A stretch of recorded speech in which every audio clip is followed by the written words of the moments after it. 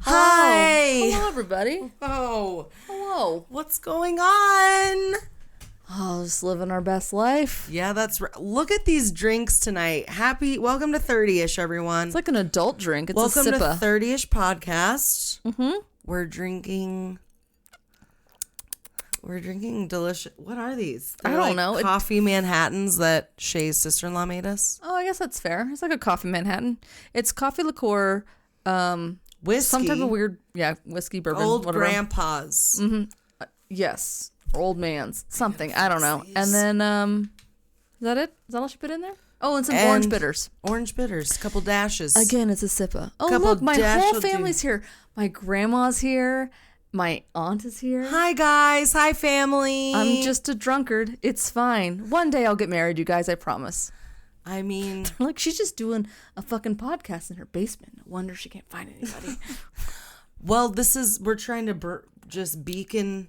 It's a beacon of light for your future person partner or not. in crime. It's fine. Or it's just No one's been so lucky yet. No. So I've almost drank like all of this. mm-hmm. We were catching up. It's true.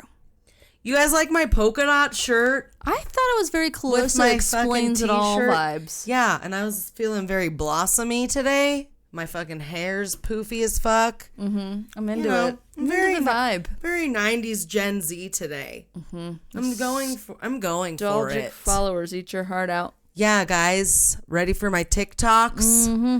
And I ain't talking about the platform. Yeah. What? My TikToks. Oh, my That's word. what I call my boobs. Just Oh, kidding. I don't. Okay. But that would be funny if people did that. I mean, you can start that. My TikToks, baby. Anyways, hi. My grandma's on. It's Your fine. grandma? Hi, grandma. I'm into it. She's into it. She's she got loves it. TikToks. She knows. She knows. Anyway. She knows about the TikToks. My word. What's going on? Nothing. We talked about our drink. We talked about our drink. What's new We're with here. you?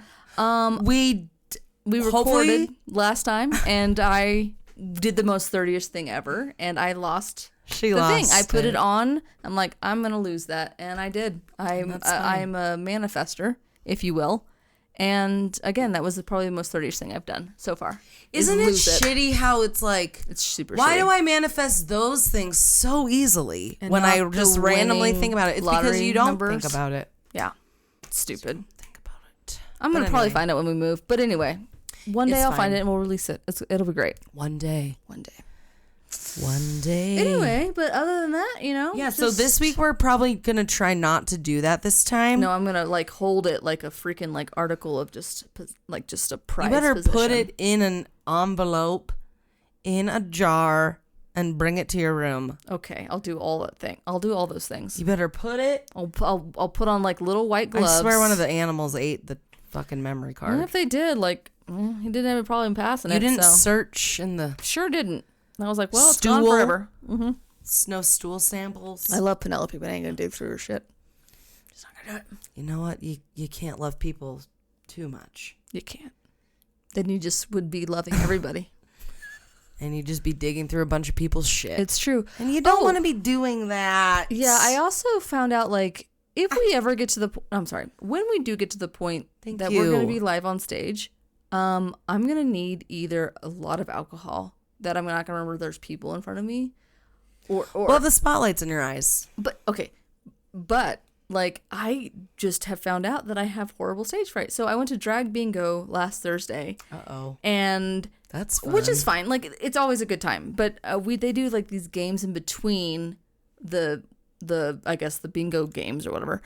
And this one wasn't so bad. Usually it's like we're going to go down the line, we're going to pick volunteers or whatever, and you're going to like give us your best like orgasm sound. And I'm like I don't want to do that. So I was mortified that it was gonna be one of- manifested it again. There you go, baby girl. I was mortified. Well, I took like some of my girlfriends out to go do it, and so we got one of the other ones to do it on accident, and so they're like sweet vengeance that she wanted to do was like get on me because I think she had to do like she had to go like walk down a pretend catwalk. I'm like it was super whatever. That's easy Yes. and not as like vulnerable. I will say, like, I probably would have been throwing up just like she was. And then I ended up getting up there, and then I had to lip sync. Like, she gave us like each wigs, and I was like, okay, thank God. But then I was like, the closer it got to my turn, I was like, oh my God, I'm gonna throw up. What if it's a song that I don't know? And it was a song that I did know verbatim, but all the words fell out of my mouth, and then I didn't know. I don't have any rhythm because, again, worst Mexican ever. And so I was okay, like, no, you're not. Did you ever watch Bridesmaids? I'm sure you did. Yes. Okay, so like in the scene where she gets pulled over by the cop, and then he goes like, "You're drinking and driving," and she's like, "Oh, I can prove it that I'm not," and then she like dances around on the line, like, yeah. That's how I felt like what I was doing to single ladies. So just to give you that image, Single and I was supposed to be ladies. singing that, and I was like, how do I not know these words? And it was so. That's what I learned about myself last week. That's fun. It was pretty mortifying. Well, we will never make you do that on our live show. to sing. Okay. No, Or lip sync. I'll do that. You can do all of that, and you'll be amazing at it. Anyway. Just kidding. So that's what did you learn No. anything about yourself last week? That's what I learned about myself last week. I learned that I turned 34. Oh, fuck. Happy birthday. I did. So Not last week. Was that 2 weeks ago? it doesn't matter. I'm an alpha person. No, you're not. I mean, I turned 30-ish again. This couple weeks ago. It's okay. I turned 37. 37. 34, 37. 30-ish, bitch. That's what right. 30-ish is all about. 100%. Anyway. No matter where you are on the spectrum. Somewhere on the spectrum. That's Which what we all are. We all are. Somewhere deep inside. Mm-hmm. So what did you roll? What? I mean, it would really. We both rolled wild. But wild cards. It wouldn't have mattered because nobody knows. Oh yeah, no one knows we rolled because you guys don't know what happened last week, and neither do we. One day I'm gonna find it. Anyway, yeah. So, can we? That's right. We did roll. We wild both rolled card. wild cards. And so, what did you pick? I picked paranormal today. And do you want to guess what I picked? Crime. Oh my God! How did you guess? I don't know. Such a weird coincidence. Okay. That's crazy. I know. I'm excited. Capital K. I was like, crime? With a K. With a K. Sweet. On the microphone. It's fine. Well, should we fucking get into Let's this, just bitch? get into this. I might need to already make myself another drink. That was so good. We can make that happen. It was really good. Shout out to Crystal, our resident Always. bartender. Oh yeah, we have a Drink bar master. name for the laundry bar. The bar. It's called the Laundry Bar. We'll show you why when we post some pictures of the Laundry Bar. It's great. In Shay's house. I did just start watching this new show about channeling, about channels, and like there's different episodes about different within Gaia or just it's in Gaia. General? It's in Gaia. Channeling. Do you know who hosts it? It's like multiple different people, and it's just like multiple episodes. Is it like a host? Like there's not really a host. No, but I mean a couple. Okay, so it's like it's like an interview thing. Yeah. Like it's not like somebody's like interviewing somebody else. No, okay, it's just interviewed. Oh, cool. Yeah. That's awesome. Cool. But anyways, I'm kind of talking about a little channeler man today. Oh, I like that topic. Tell me more. Remember when we talked about channeling and Abraham Hicks? Well, this is a different guy, and he's from 1877.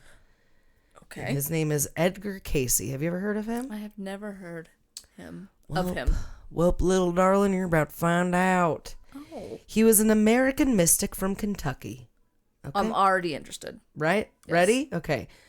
Just wait. I feel very old-timey with my little speakeasy glass. And he was also known as an American Christian mystic, but we'll get into that later, which is like, wait, what? Okay. But listen, I know that's going to turn half of you off. I knew I was going to wait to say that, but all three of them. American Christian all three of our people? Yes, I'm just all joking. 60,000 of them. I love it. Okay, go on. Okay, so he was known as the sleeping prophet. He's also known as the father of holistic medicine. Okay. And he was also the most documented psychic of the 20th century. Oh, how did I not know this He's guy? also known as to be one of the fathers of the New Age. Yes, I said he was an American Christian mystic, which are all oxymorons together. No, not really, but 100%. yeah, weird. Right? More famous than Miss Cleo. Oh, yeah. Which I need to watch that documentary on HBO. I haven't yet. I kind of had it on the background, was falling asleep, but it seemed pretty interesting. Yeah. Anyway, go on. Well, isn't she legit? But then she was like, she's kind of legit. She's kind of legit. But then she was obviously scamming a lot of people. Yeah, but I think also like she got kind of fucked in the end, and I think her story's a little sad, I believe. But again, I was not paying full attention. But yeah, she's weird. Another woman that got exploited. So bizarre. What? That in the never 90s. Happens. Yeah, never happens to anyone. Okay, so for more than 40 years of Mr. Cayce's adult life, he gave psychic readings to thousands of seekers. He diagnosed illnesses, cured diseases, and revealed his own past lives as well as other people's, made lots of prophecies that did come true, which we'll talk about in a little bit, all while in an unconscious dream state when he would do these things. He was compared to Nostradamus. Really? Yeah. I don't know and this guy. You would call him a channel. Some would call him a channel. He would answer questions in this dream state based on a variety of subjects such as healing, reincarnation, dreams, the afterlife, past lives, nutrition, and even Atlantis and the Akashic records and future events. Oh, damn. Yeah. And also, this should be noted too, not that my father listens to this podcast, but he did tell me about this man. Really? Yes. Good old daddy. I say it every time, but like... He surprises you. He you. is just like an odd duck. My dad is a special man. But I love it. Yeah, he always is full of He is full of surprises sometimes. Yes. Okay, so anyways, Cayce went on to found a nonprofit organization, the Association for Research and Enlightenment. And this was to record and facilitate the study of his channeling and to run a hospital based on it because he literally died. Like, he would heal people. He would be on point every time. Yes. Mm-hmm. And like give cures to people and they would heal people. Holy shit. In this dream state that he would go into. Okay. Interesting. He transmitted or channeled over 14,000 readings and prophecies and made prophecies in his lifetime. 14,000? 14,000 channeled readings. Okay. Not 14,000 prophecies, but he made like over 1,000 prophecies, I think, something like that. Yeah, I'm pretty sure the one that has like the most prophecies is The Simpsons. Oh, yeah, that's true. Which I know. Zinga. I just saw another one the other day. What'd you see? I should have sent it to you. It aired in 2015. Okay. It was about some crazy virus outbreak. Oh, there it is. and then all the like it was weird. I think there's also something that also says like, you know, if your series is on for long enough, you're bound to like probably hit, you know, a couple right things every now and again. Sure, anyway. Yeah, for sure. Yeah. And the world's a weird fucking place. So yeah. Okay. So he wasn't on The Simpsons. He might have been on an episode. Who knows? You never know. They might have talked about him. They probably didn't. But anyways, when he described what he was doing, he said that his readings came from his subconscious mind exploring the dream realm, where he said all minds are timelessly connected. All minds. You, me. Yeah, because we're all one. We are all We one. can go into that, but like and people get weird about it. Not no. I mean, it's real. There's a bunch of that, which I didn't know that different realms, dimensions, times. I definitely don't do a whole lot of research on it, obviously, but like it's like these, I don't know, things that you just kind of know in your bones, I guess. Like yeah, you just feel it or whatever. So like that's one of those things where it's just like, yeah, no, we're all just. I read it somewhere. I'm sure it was an extension of like what he teaches or whatever, and just like how we're all just like connected but we're all like and we're all just on this loop, right? But we're all like one consciousness. But we're we're all extensions of just one another. But we're all like it's just I don't even know how to explain and from one source. Yes. Because yeah, that just. Anyways, for infinity and beyond. So the accuracy of Edgar Cayce's psychic work is evidenced in approximately 12 biographies and literally hundreds, if not thousands of articles and whatever else, blogs, fucking newspaper clippings. Anyways, exploring the topics that he discussed. Okay. And just so you know, if you're looking for his bio to read, there's one, the only one that was written while he was alive is called There's a River, and it was by a dude named Thomas, and he actually like interviewed him. And that was the only biography written about him while he was alive, but a lot of people biographied him. What? I thought I just saw a weird shadow. Okay. But I didn't. I think it was a car. It was just a car. Their headlights, they peek through the gate. You're good. Okay, good. Yeah. So anyways, again, surprisingly enough, Cayce was a very devout Christian and Sunday school teacher. Literally everyday Bible reader until he died. Every day read the Bible. The guy that invented this dude. Or at least was the father of New Age. Yeah. He read the Bible every day. Yeah. Front to back. Loved it. He was like, he loved Jesus. I would recommend that. Mm-hmm. Interesting. I mean, I don't know if he recommended that, but he loved it. And well, there's some people like, I have a Jewish friend, which sounds very racist, but like she knows the scripture like front to back more so than like a lot of Christians in her orbit. When they try to like throw scripture at her, she goes like, really? And then she like, because they just assume that she doesn't know, and they're like, they like shrink down like little scared kitten cats. Good. Kitten cats. Little kitten cats. Little kitten cats. Crazy cats and kittens. Oh, did you see that? It's not true. I already checked it. You checked it? Yep. Yeah, I know. Yeah. That I was he's like, not alive. absolutely not. It was not. Because it was like a year ago or something. But nobody is like. We're talking about Carol Baskin's husband. Because like I saw a thing that he might be, that they found him alive. But they didn't. So it's I have this piece of paper that the Homeland Security says that they found him, but nobody has seen him. Like, there's not like a video, or he didn't make a phone call. Yeah. She's saying like, oh yeah, they gave me this letter, or something along those lines. Like, yeah, bitch, you killed him. And just be like, that is not proof to me that he's fucking alive, you idiot. Funny. So anyway, that was funny. Yeah. Anyways, moving along. Yes. So, a little background on Mr. Cayce. He was born on a farm in Hopkinsville, Kentucky in 1877. His psychic abilities began to appear as early as his childhood, guys. That would be terrifying. As they do sometimes. Yeah, and that would be terrifying as a child. I think he wasn't scared of it, though. Listen to this, guys. Here we go. Listen up. So he was able to see and talk to his late grandfather's spirit. Oh, and often played with imaginary friends whom he said were spirits on the other side. Mm-hmm. He was confident that they were ghosts because it became transparent if he looked hard enough, he would say. He said that he could see auras around people. He spoke to angels and heard the voices of departed relatives, like I said. Mm-hmm. And in his early years, despite seeing all these things, he would often agonize whether these prophetic abilities were actually spiritually delivered. And he would always like kind of wrestle with the fact that like, is this wrong that I'm seeing this and like doing these things? Well, of course, because like think about the time because he was a Christian, right? And like think about the time that he lived, especially if he's like if he's in the 1870s reading the Bible front to back till the day he dies, meaning that he probably was. It was pounded into him as a child, like to read scripture all the time. So I would imagine he had a conflict there. Yeah. So at age 10.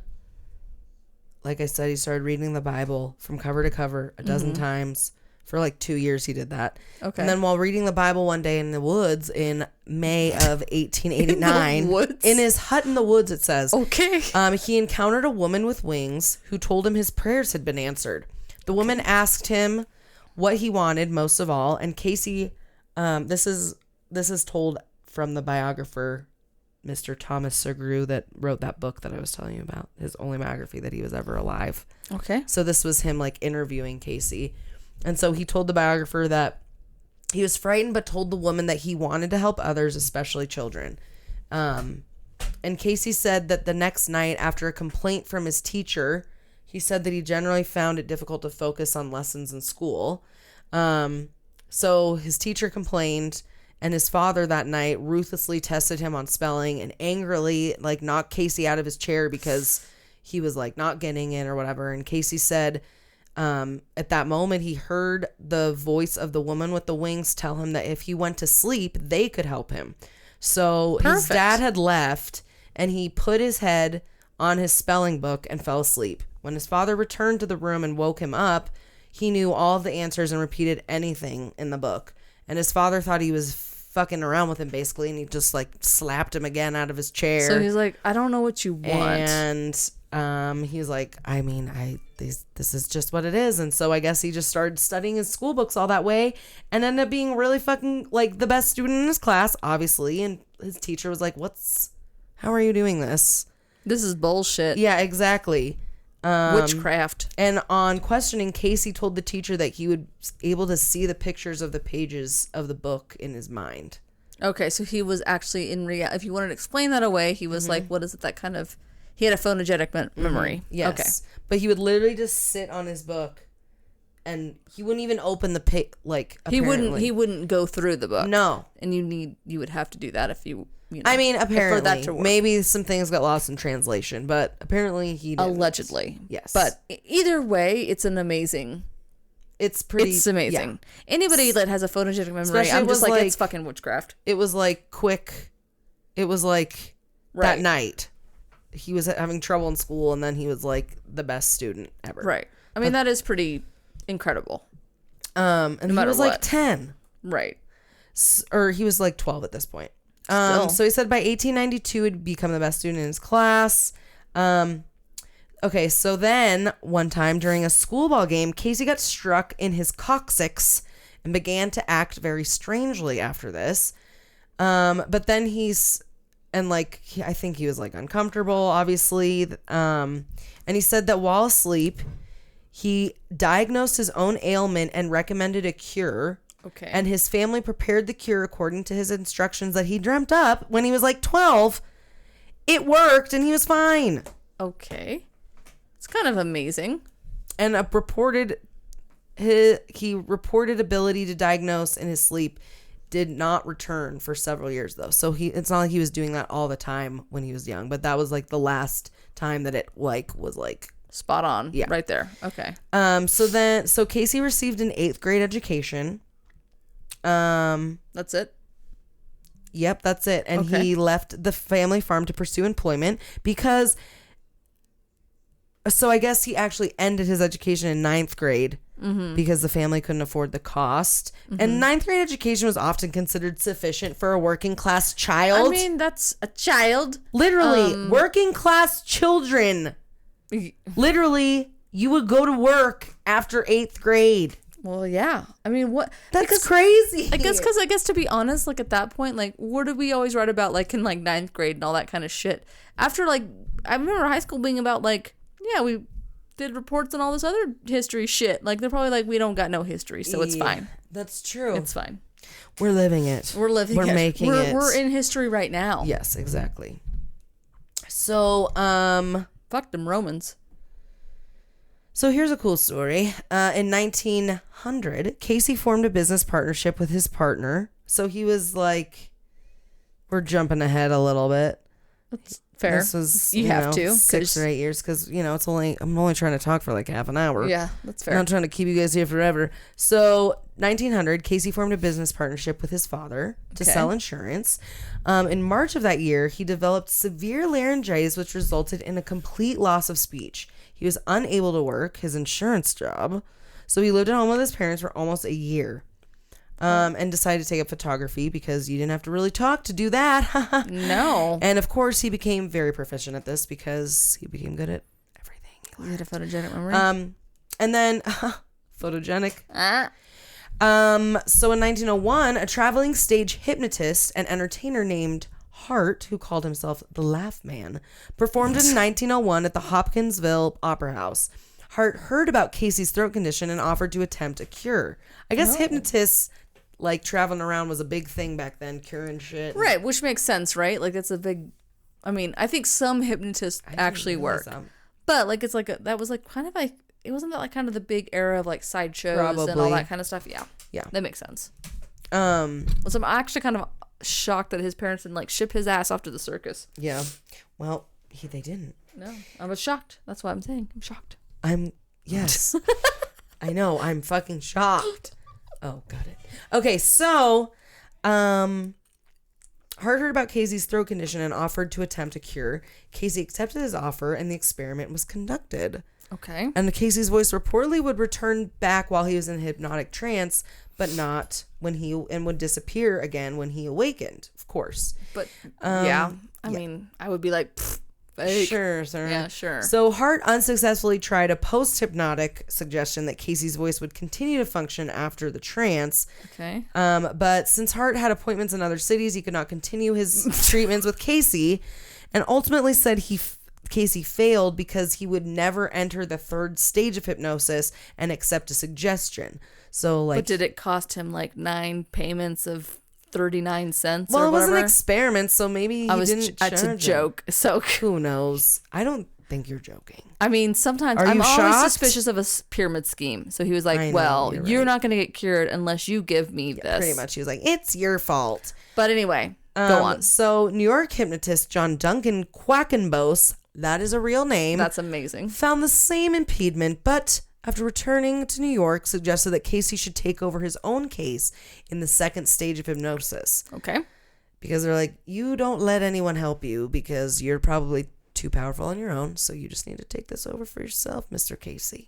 Okay. Anyways, so the only local hypnotist, allllll, offered to help Cayce regain his voice.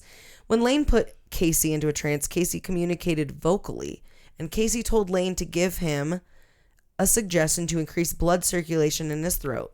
Lane gave him the suggestion. Cayce's throat reportedly turned bright red, and after 20 minutes, Cayce, still in a trance, declared the treatment was over.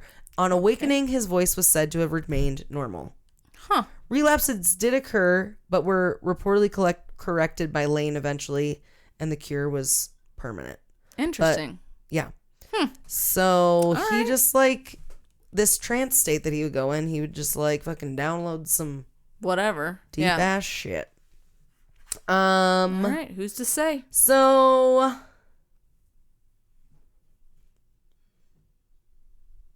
then Lane was obviously like very just fascinated with Cayce. He was like, you're different, special man. So he was like, can you start describing my own ailments and suggest some cures? So he did, and the results were super accurate and effective, of course. So Lane considered Cayce's ability super legit, and suggested he offer his service to the public. Cayce was reluctant and was like, I have no idea what I'm even prescribing in my trance, so I can't, like, what if I tell someone to go kill themselves? Right. I'm not responsible. I can't do it. He was like always kind of like worried about it. Waiver, and then you're not liable. So he said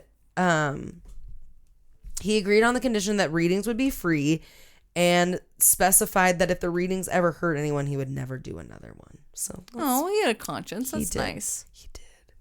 He was a Jesus loving man. Mm-hmm. So that's when he started with Lane's help to offer free treatments to the townspeople. Okay. And the reports of Cayce's work would appear in newspapers, prompting readers to write into Cayce for his help even.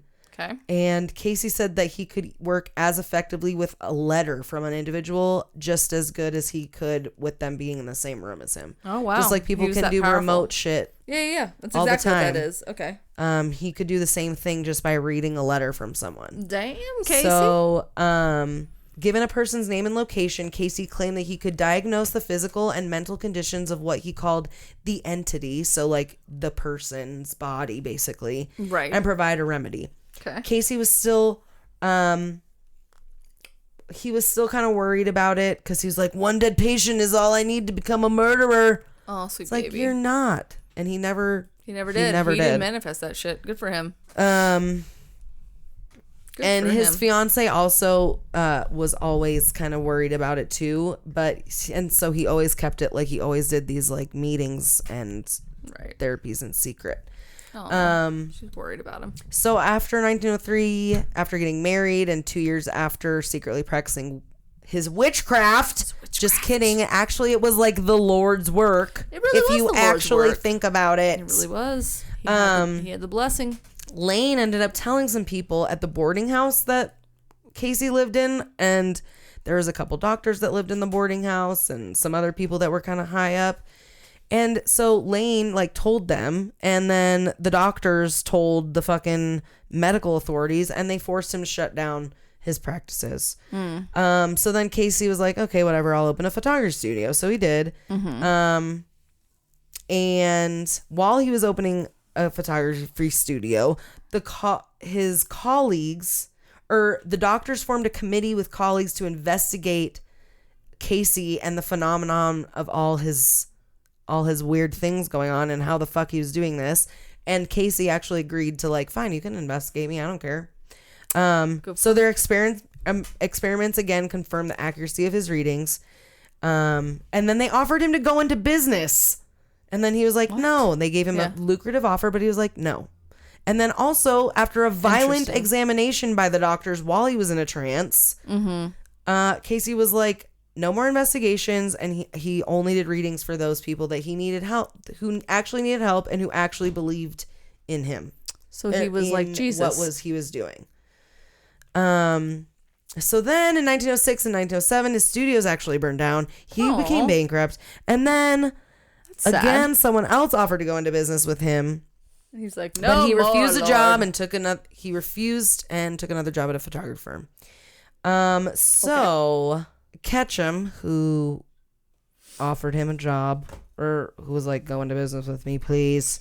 He was very persistent, and urged Cayce to join his company. So he went into business with him, and then during this time, Cayce and Gertrude, his little wifey, they weren't giving therapeutic priority to their readings, and reportedly lost their second child during this time.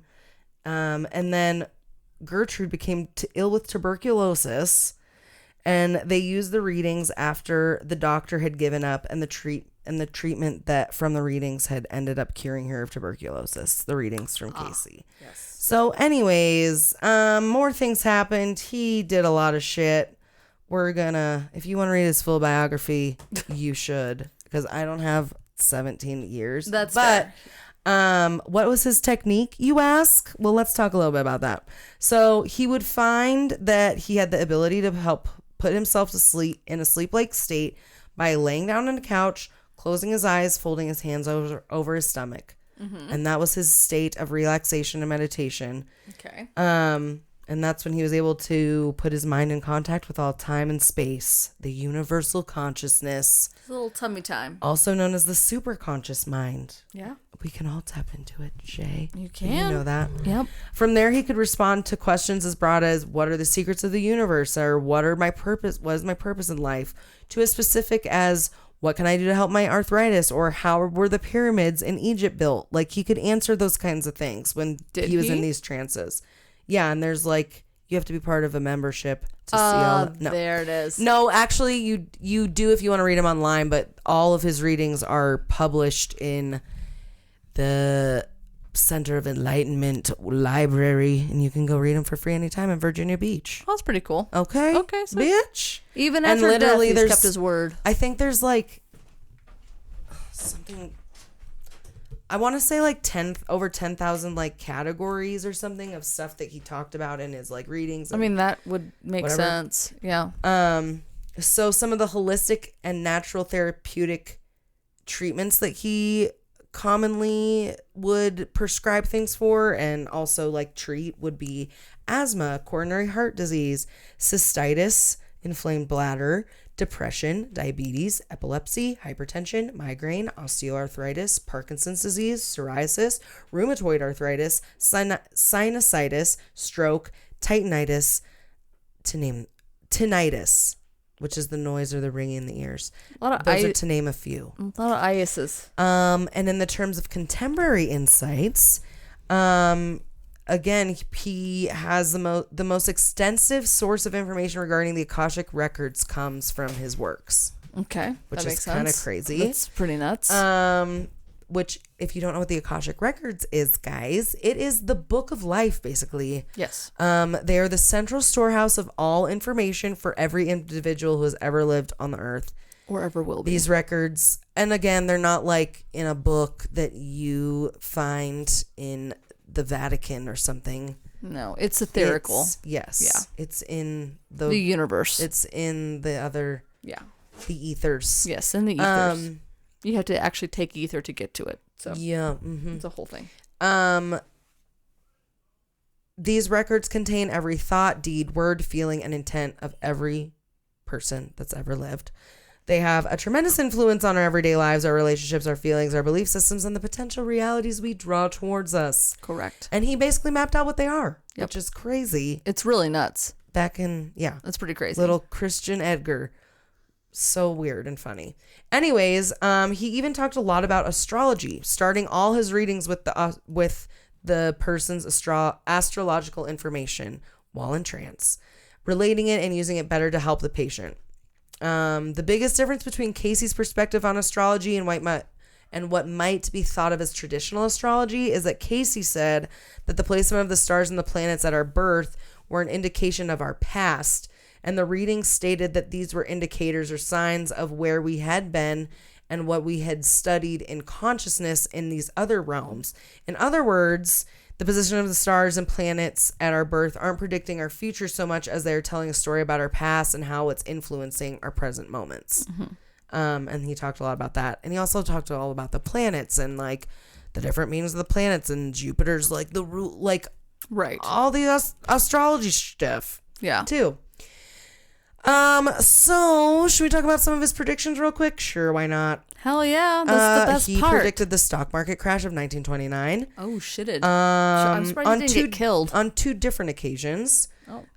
One during a reading for a physician. Okay. And one while he was warning a New York stockbroker about a forthcoming financial doom in the year 1929, which was that year.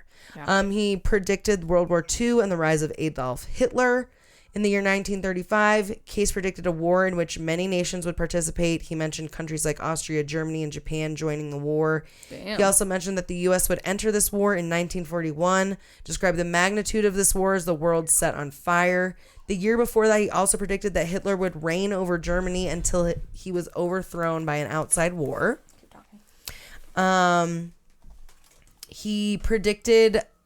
He made predictions about the Essene community.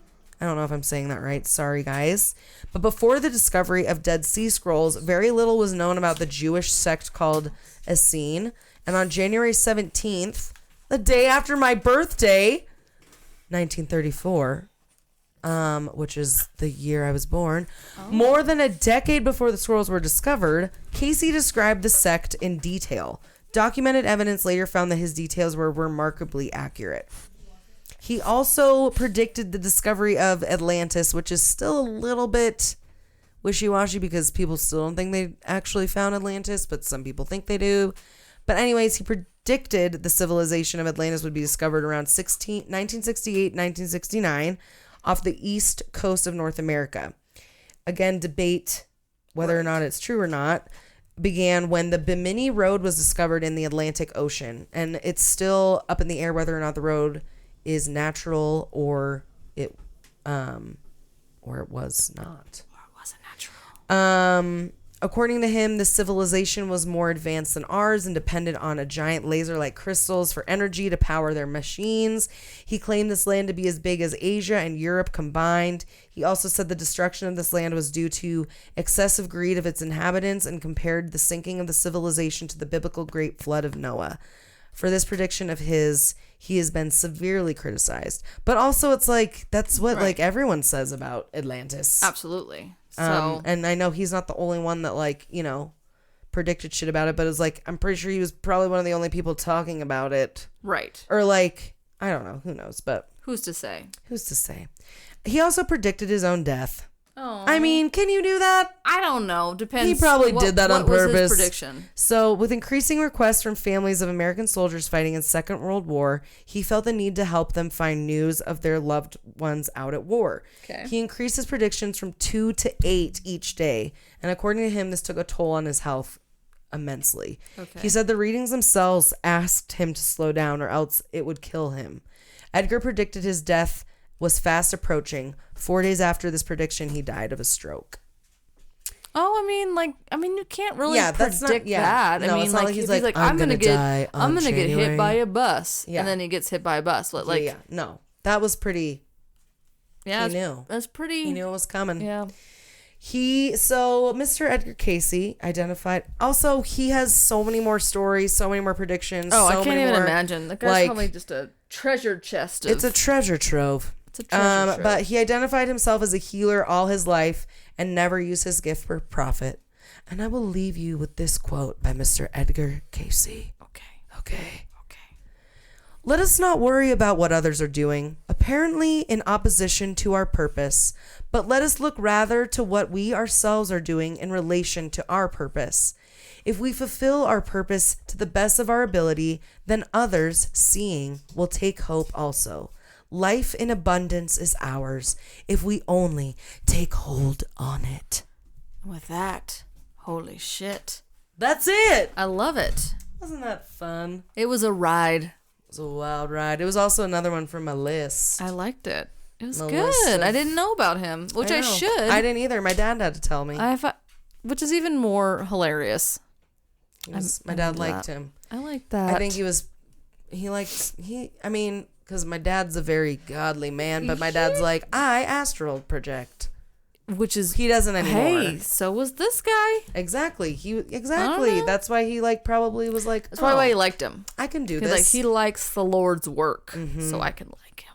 Yeah, and my dad, because I've definitely asked my dad about that, because I want to try to do that, but my dad's like, I always just make sure I'm connected to the light, Yeah, he uses that same lingo, so as you would hear in holistic. It's interesting that he's a very God-fearing man. But again, just like this guy. But I mean, he was also God-fearing, and he's like, this is all your dad's more open than he thinks. I know. Good for him, you know? Sometimes not so much. I know. Aren't all of our parents are. Everybody's like that, though. It is. But he's getting to be more accepting in his older age. Which is weird. You know how it used to go the other way? I feel like he goes back and forth. I feel like a lot of parents nowadays are going the left instead of the right. Yeah. All politics aside. Yeah.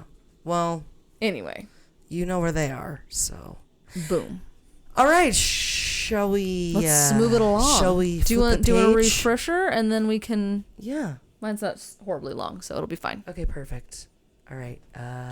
We'll see you guys soon. Hold up. Whack it till the wheels fall off. They're falling off. They have fallen off. We're chasing the cart down the hill, and it's on fire. Exactly. It's perfect. Okay. All right, Shannon. You ready? What did you roll? A free roll. And can we guess what we did with what I did with it? Cry. We all know. We're ready. Okay. We're bevied up. Bevied up. All right. Okay, so Nannie Doss. Ever heard of her? No. Okay. Did she invent the DOS? She did not. Computer system. That'd be amazing, though. She is known as the Giggling Granny, aka the Black Widow, aka the Lonely Hearts Killer. Oh, wow. She had a lot of aliases. I mean, this gal was a busy lady. Yes, she was. And she was actually probably around the time of old... What's the guy? Edgar Cayce? Edgar Cayce? 1877? She was a little bit younger, but he could have been on her list, maybe. Mm-hmm. She was born in 1905. So, anyway. Right when he was starting his career. Just starting his career. No, he was a God-fearing man. He would have smelled her a mile away. He would have predicted that shit. So she was born in November of 1905. In Blue Mountain, Alabama, which sounds like a lovely place, which I'm sure it's not, but whatever. I mean, no offense to Alabama. Who's to say? There's beautiful places everywhere. That is true. She was born to Louisa, or Lou, and James F. Hazel. And she was one of 5. She had 1 brother and 3 sisters. And both Nana and her mother hated James, who was controlling. Her name was Nana? Yeah. Her name was Nana. Now, I don't know, actually. I did not write down her full name. I don't think it was her full name, but they called her Nana. That's funny. Or Nanny. Both Nannie and her mother hated James, who was a controlling and abusive father and husband, but it's usually par for the course for these crime stories, right? Like, my daddy beat me, and he might have diddled me a little. Or it was an uncle. But Not to be nonchalant about that. That's very bad, and you should call and tell somebody. However, that's usually how these stories start. It's very true. Some type of horrible trauma. Okay, so James would force his children to work on the family farm, refusing to let the children go to school, resulting in Nannie's poor academic performance.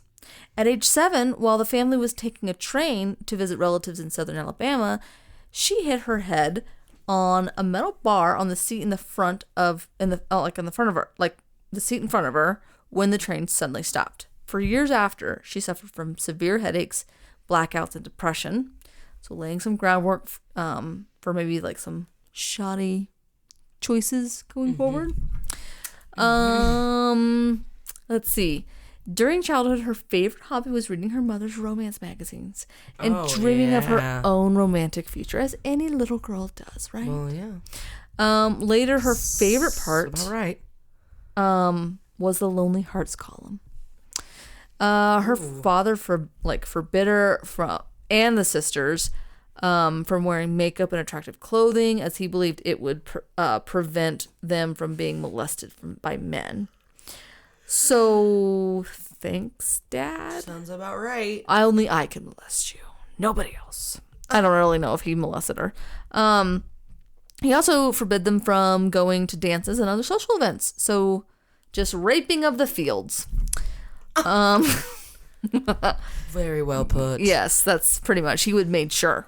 No diddling, except the wheat. Diddly squat. Exactly. So, what does a good little repressed girl do? Well, she goes and marries the first dude that, when she turns 18, essentially. Mm-hmm. She was first married at age 16 to Charlie Braggs, her co-worker at the linen factory, which is a very old-fashioned sentence. With her father's approval, they married after 4 months of dating. So she's doing one better than me. 16, 4 months. Yeah. Could you just, wow, that's wild. Crazy. So Charlie was... Who would you be married to if you were dating someone for 4 months at the age of 16? I mean, I didn't have a boyfriend until I was out of high school. I didn't have a boyfriend until I was out of high school either. But yeah, if I think about it, until I was out of high school. I think that's just funny about the If it was the first, prospects. If it was the first the one, prospects though, are slim. Yeah, it wasn't a lot. I mean, I guess that's fair, right? Because at that point, you were still gonna potentially still not have the greatest life expectancy. So it's not like it's true. You're like it's not like you're 37 still waiting for the one.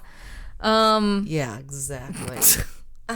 If Hillary what was her name? Hillary Swank can have fucking kids at 47. The world's my oyster. Exactly. Literally, the world is our oyster. It's true. You don't have to listen to anybody. It's true. Also, no one knows what they're doing. And half the people that think they're doing the right thing end up not doing the same thing because they're like, this is not right. Well, plus, we live way too long now. So, that's also a problem. We got time to kill. We got time. Okay. So, yes. So, Charlie was the only son of a single mother who insisted on continuing to live with him after he married. Oh, wow, that's annoying Nannie, as fuck. Yep. Nannie later wrote, I married as my father wished. It's very broken English, by the way, because she didn't have an education. In 1921 to a boy I only knowed about 4 or 5 months, who had no family, only a mother who was unwed and who had taken over my life completely when we were married. I guess it's not horrible English. She never seen anything wrong with what she'd done. But she would take spells. She would not, I don't know what that means. She would not let my own mother stay all night, so a little overbearing, right? So she just felt trapped is what it sounds like. And she just was like, wait, great. I go to one repressed environment to another. Fantastic. And I'm 16 years old. Chris's old. Mom was just like, oh, by the way, I'm moving in. I'm moving him. He still breastfeeds, so it's a whole thing. I'd be like, I gotta go. I'm not. Yeah, that wouldn't work. Why don't you? No, absolutely not. I'm gonna go just marry my dog. It'll be fine. Yeah, that's fine. Okay, so as you can probably predict, Charlie's mom took up a lot of his attention and limited Nannie's activities. The marriage produced 4 daughters from 1923 to 1927, and the stressed out Nannie started drinking, and her casual smoking habit became a heavy addiction. Both unhappy partners correctly suspected each other of infidelity, so they both were whoring on each other, and nice. Charlie often disappeared for days on end. Well, that's fine. It just is what happens. If I had that fucking my mom just being like, dude, I don't know what I would do. Okay. I know. In 1927, the couple lost their 2 middle girls to a suspected food poisoning. Soon after, Charlie took firstborn daughter, Melvina, and fled, leaving newborn. I love that's what's gotcha. Melvina. Wow, that's a name. And he fled for, I don't know why. He's like, I'm gonna take this one, and left. Let's see, and he left newborn Florine behind. Melvina and Florine, yes, behind. Jesus Christ. Let's see. His mother died not much later, and Nannie took a job in a cotton mill to support Florine and herself. I can't even say that with a straight face. Oh, Charlie damn, eventually. Nannie. How old's Nannie? Like 18 at this point? Like, so 20? Well, no, she's got to be, let's see. She was born in 1905, so this was like 1927, so. Okay, she's 30-ish. She's 30-ish, yeah. She was 20-ish. No, yeah, she was 20. She's 22. Like 22. She's 22-ish. So 30-ish. Yeah. Perfect. 20. So we can do math. Okay. So eventually Charlie brought Melvina back in the summer of 1928, accompanied by a divorcee with her own child. Oh, so yeah. What was her daughter's name? He had baggage, right? Monopolina? Right. That would be amazing if it was. I just saw your Monopoly box, so that's the only name I could think of. I liked it, though. It could have been correct. What? Lightbritina? Lightbritina. Contains 24 pizza. Okay, so Charlie and Nannie soon divorced, of course, and Nannie took her 2 girls back to her mother's home. Charlie always maintained he left her because he was frightened of her. Yeah, I usually don't go that much in the backstory, but Jesus Christ, what a ride. What a wild, so far ride. She just was just manifesting her own fucking Lonely Hearts column. Let's be real. She was. So her second husband. So in love with it. It's true. So her second husband was Robert Franklin Harrelson. They met and married in 1929. The two met through a Lonely Hearts column. Robert wrote her romantic letters. So is that just like a fucking missed connections kind of thing? But it's like, I think I'm lonely. Back in the 20s, like I think you would put ads out. Like it was like that a dating Bumble. ad. It was a dating app. That's what you did. They didn't got the computers. They didn't have that DOS system. They didn't yet. So let's see. So the two married through the Lonely Hearts column. Robert would write her romantic letters while she responded with like racy letters and photos. They lived in Jacksonville with Melvina and Florine. After a few months, she discovered that he was an alcoholic and had a criminal record for assault. Despite this, the marriage lasted 16 years. Oh, well. I know. Good for Florina and Melvina. Had a nice father figurina. Kind of, but I like the rhyme.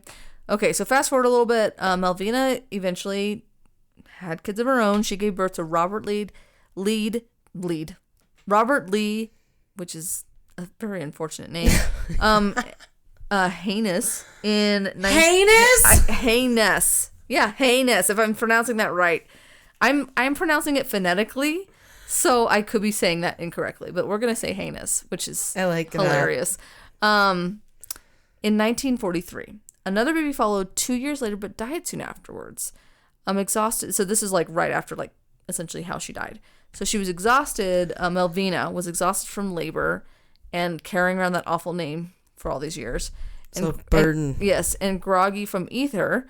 Melvina thought she saw her visiting mother stick her hat pin into the baby's head. When she asked her husband and sister for clarification, they said Nannie had told them the baby was just dead. And they noticed that she was holding a pen. The doctors, however, could not give a positive explanation. The grieving parents drifted apart, and Malvina started dating a soldier. Nannie soon Nannie disapproved of him, and while Malvina was visiting her father after a particularly nasty fight with her mother, her son Robert died mysteriously under Nannie's care on July 7th of 1945. Nannie. The death was diagnosed as asphyxia from unknown causes. And 2 months later, Nannie collected the $500 life insurance she had taken out on Robert, which was a whopping like $8,000 today. Like, so still not a whole hell of a lot. Hey, it was but back money. Then it was probably worth, quite a bit. Wait, okay. Robert was her son? Robert was her granddaughter or grandson. Grandson. Oh. It was Malvina's son. But yeah. So who's say? So of course it is suspected that she likely killed her own newborn granddaughter a few days after the birth by using a hairpin to stab her in the brain. And of course she is suspected of killing her grandson too. But who's to say? They can't prove it. So, well, we'll get to that. In 1945 was a big year for Nannie. Apparently, Harrelson raped Nannie. The next day, she put rat poison in his corn whiskey jar, and he died that evening. But there's also separate stories that he was out like celebrating the end of World War II, and she like laced his whiskey with arsenic or rat poison. Anyway, wow. Who's to say? A lot of he said, she said. So people assumed he died of food poisoning. Meanwhile, she collected enough life insurance money from. Did everyone just die of food poisoning a lot? Yeah, because they did. You can't prove it, right? Yeah. Yeah. Remember the fucking. It's true. The fucking story you told us about all the food poisoning. Yeah, because they're just waiters. Like, who knows? Yeah, who knows? You're not gonna go autopsy because there's no science like that yet. So she collected enough life insurance money from his death to buy a plot of land and a house near Jacksonville. And she's like, "This is kind of sweet. I'm gonna keep doing this. Just keep doing this. This is nice for me and my lifestyle." Right? She's just funding it. She's just trying to hustle. She don't got no job. No. And she can't. I mean, she is a widow. Wait, is she married still? She's still married, right? Well, she killed him, so now she's a widower. Yeah. Okay, so now we're getting some momentum going. So she met her third husband, allllll, though through another Lonely Hearts column while traveling in Lexington, North Carolina, and married him 3 days later. Like Harrelson, I gotta kill him real quick. Yep. Like Harrelson, Lanning was an alcoholic womanizer. However, in this marriage, she was killing the good ones. Yeah. To kill. That is true. She's got a type, and it's a good thing because they don't need to be on this earth. They don't need to be hustling around. It's true. In this marriage, it was Nannie who... I keep calling her Nannie. I guess it is Nannie. It was Nannie who often disappeared, and for months on end. But when she was home, she was just like, I'll see you later. I have to go take the horse and cart into town that's, and they're like, we have an automobile. I'll be back in 6 months. Yeah. You're in the wrong time frame. Let's see. But when she was home, who fucking knows, right? But when she was home, she played the doting housewife. And when she died, not when she died. And when he died of what's said to be heart failure, the townspeople supported her at his funeral. He was a heavy drinker, so doctors attributed the heart attack to alcohol. Mm-hmm. It's fine. Soon after, when Nannie learned that her late husband had willed their house to his sister, the widow packed up her television and drove out of town. And then killed the sister? No. Within hours, the house was nothing but ash and cinders. The insurance money went to Nana. Even though, or Nannie. I keep saying Nana. Nannie, who quickly banked it. And after Lanning's mother died in her sleep, Nannie left North Carolina and ended up at her sister's Dovey's house. Dovey. Wow, these names are really special. Dovey was bedridden, and soon after Nannie's arrival, she died. So wow, she just has a magic touch, doesn't she? She's fucking on a roll, man. So looking for yet another husband, Nannie joined a dating service called the Diamond Circle Club and soon met Richard L. Morton of Jamestown, North Carolina. They married in 1952. In Emporia, Kansas, he did not have a drinking problem, but he was adulterous. Before she poisoned him, she poisoned her mother, Louisa, in January of 1953 when she came to live with them.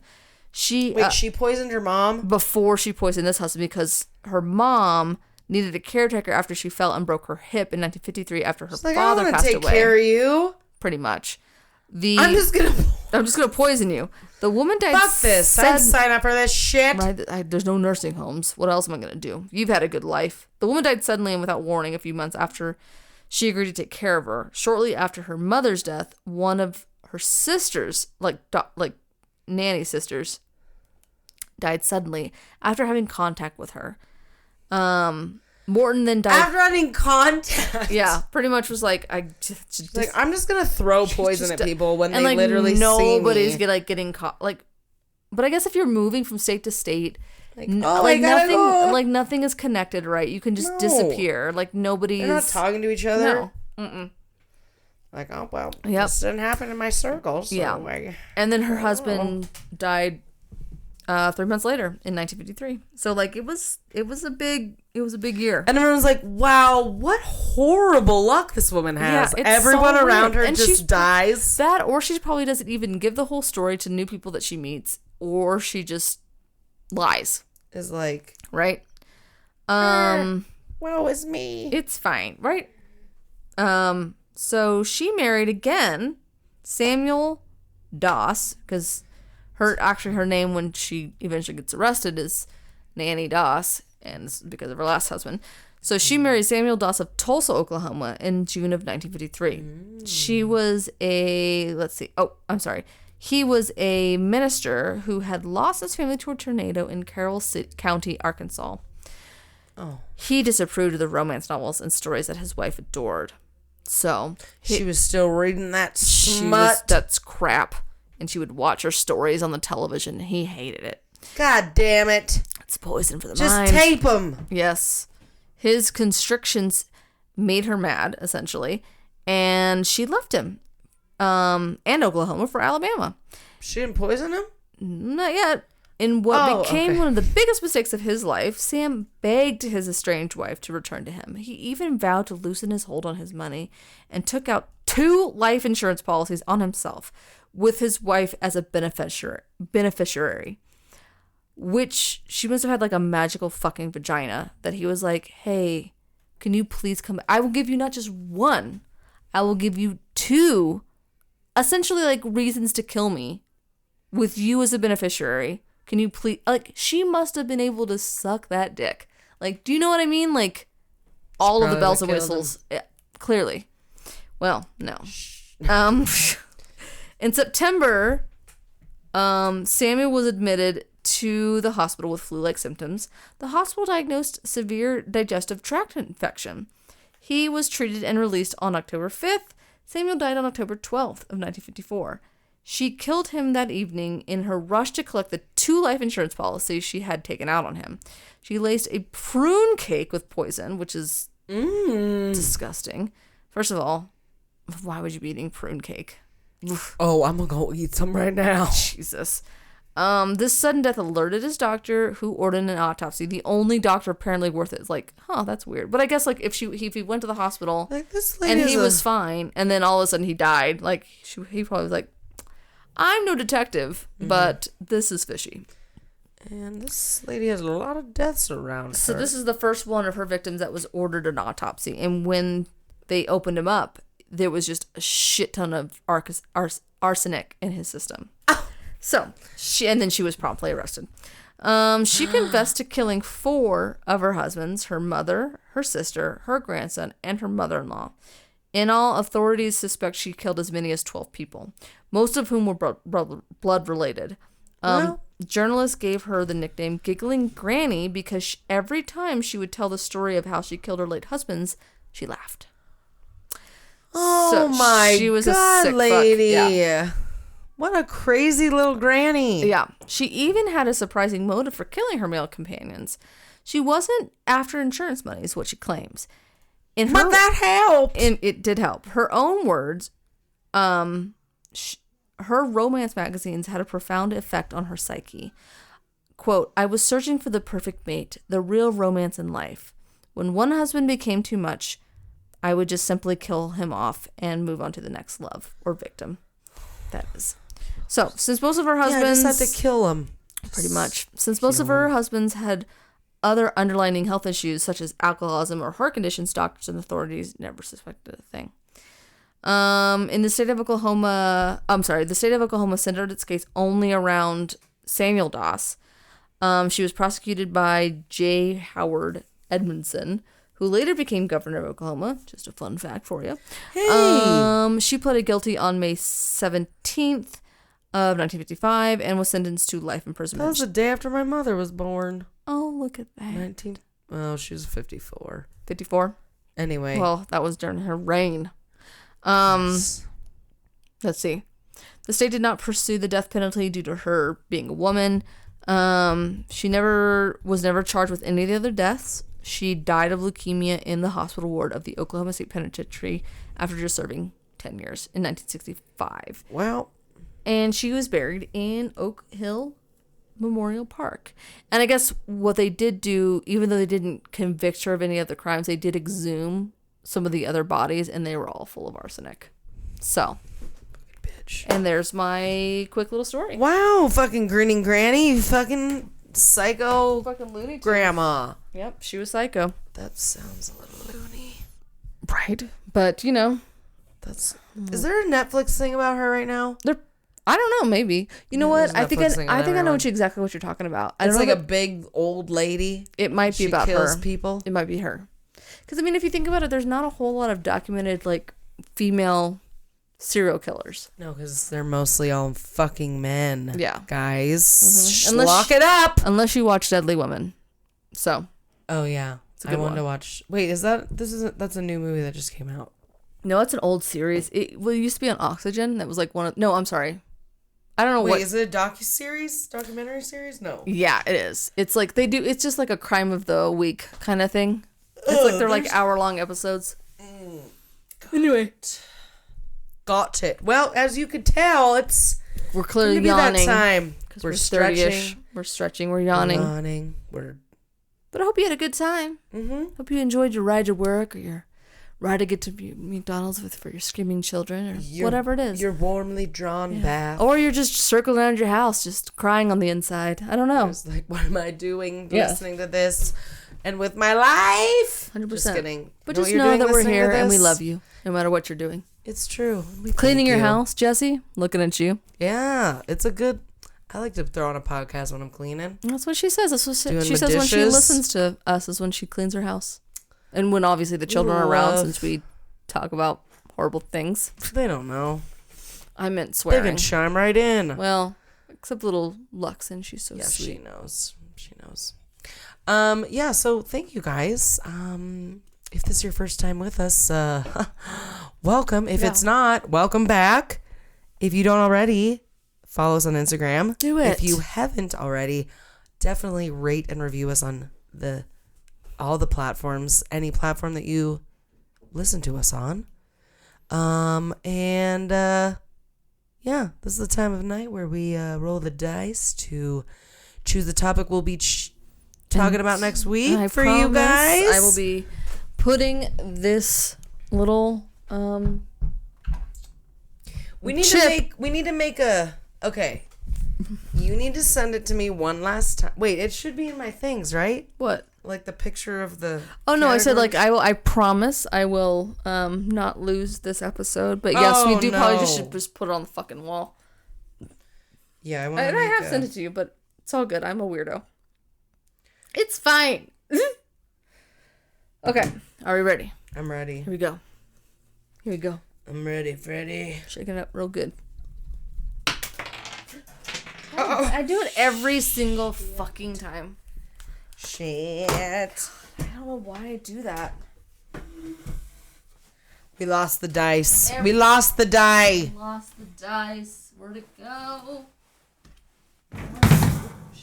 Oh, well, I hope they're not awake. Everything is fine. Everything is awesome. All right. What's 4? 4? That's... It's a free roll? I think it is. Okay. Here you go. You're gonna have to... It's fine. Double check that. I'm such a weirdo. 2? That's his... Oh, no. 4. 2 is crime. 2 is crime. 4 is history. Ooh! Wee! I'm sorry. I can't wait to hear what your crime is. Don't worry, guys. You're not getting pulled over by a cop. That was just my mouth. Yeah, from the... I don't know. Have you heard, like, the cop siren? No, I guess it's just, like, an ambulance siren now that are really fucking weird. It sounds like something like out of, like, an apocalypse movie. Yeah, probably. I don't like it. Anyway. Okay. Shit's weird. So you got crime? I got crime. history. And we gotta go. So we do have to go. Thank you. We love you. You're amazing. And we'll see you guys next time. Thanks for joining us. Bye-bye.